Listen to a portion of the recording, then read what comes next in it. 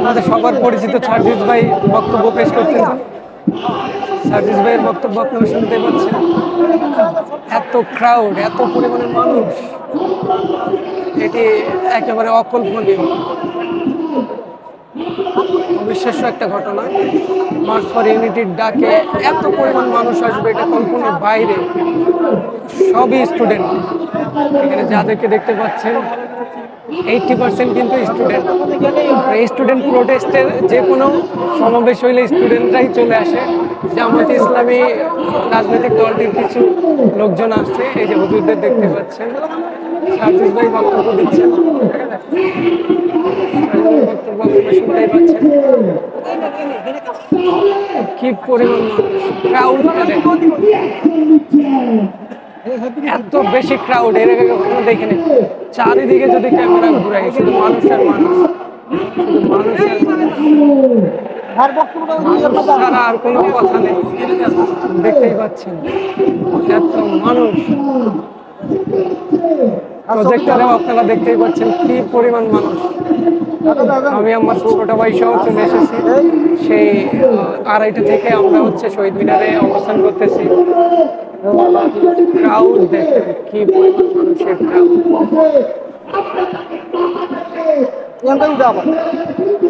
সার্জিস ভাইয়ের বক্তব্য শুনুন। আসলে আজকে সংবিধান নিয়ে কথা বলার ব্যাপারটা ছিল।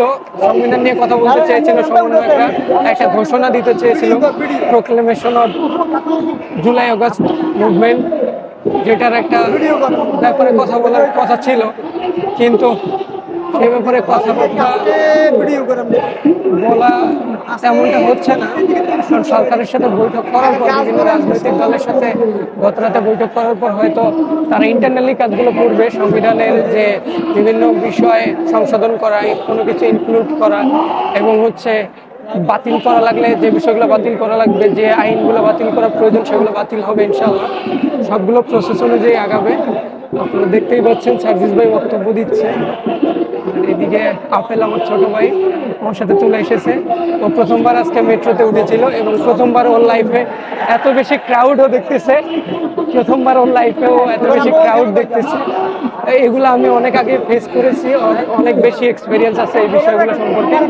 আসলে রাজনীতি রিলেটেড এক্সপিরিয়েন্স বাড়ানোর জন্যই আমার এখানে আসা। রাজনীতি রিলেটেড এক্সপিরিয়েন্স বাড়ানোর জন্য এই যে মেট্রোতে আগুন, মেট্রো রেলে আগুন যখন আন্দোলন চলতেছিল, এবং আপনার সচিবালয়ে আগুন, এগুলো বিভিন্ন পলিটিক্যাল ইস্যু, রাজনীতি কীভাবে কাজ করে, রাজনীতিতে কীভাবে কী করতে হয়, প্ল্যান অনুযায়ী বিভিন্ন রাজনৈতিক দল বিভিন্ন কাজকর্ম এক্সিকিউট করে, যেটাতে অনেকে অনেক সময় সাকসেস হয়, অনেকে সাকসেস হয় না।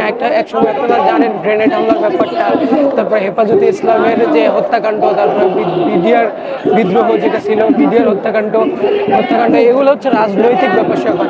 এগুলো পলিটিক্যাল লিডাররা প্ল্যান করে এবং সেইভাবে সেটাকে এক্সিকিউট করে।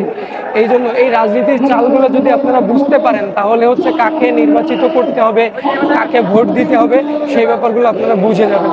আর যদি এই জিনিসগুলো না বুঝেন, তাহলে সেক্ষেত্রে আপনাদের অনেক বেশি ঝামেলা হবে। আপনি কাকে ভোট দিবেন বা কাকে নির্বাচিত করবেন আপনার প্রতিনিধি হিসাবে, সেটা আগে থেকে আপনাকে ভেবে রাখতে হবে এবং আপনাকে অবশ্যই অ্যানালাইসিস করতে হবে যে কোন দলটি ভালো, কোন দলটি আপনার জন্য উপকার বয়ে আনবে, ঠিক আছে। আর কোন দলটি চাঁদাবাজি, বাটপারি, টাকা মেরে খাওয়া, আপনার জনগণের টাকা, আপামর জনগণের টাকা মেরে খাওয়া, এই ধরনের ধান্দাবাজি করবে, সেই দলগুলো থেকে বিরত থাকবেন। আগে অ্যানালাইসিস করবেন এবং নিজেদের মতো করে নিজেদের যে দলটিকে ভালো মনে হবে অ্যানালাইসিস করার পর দেন ভোট দিবেন। যাই হোক, এই এত বেশি ক্রাউড আমি এর আগে দেখিনি। এটি মার্চ ফর ইউনিটির ক্রাউড। এই যে মার্চ ফর ইউনিটি, একদমই মার্চ ফর ইউনিটির মতোই ঐক্যবদ্ধ, যেভাবে মানুষ ঐক্যবদ্ধ হয়েছিল সেই জুলাই আগস্টের আন্দোলনে, আজকেও সেমভাবে মানুষ ঐক্যবদ্ধভাবে এসেছে। এইখানে জনগণের ঢল নেমে গেছে, আপনারা দেখতেই পাচ্ছেন। আমি যখন ভিডিওটি আপলোড করবো অবশ্যই দেখতে পাবেন। সবাই ভালো থাকবেন, সুস্থ থাকবেন, দেখা হবে ইনশাআল্লাহ।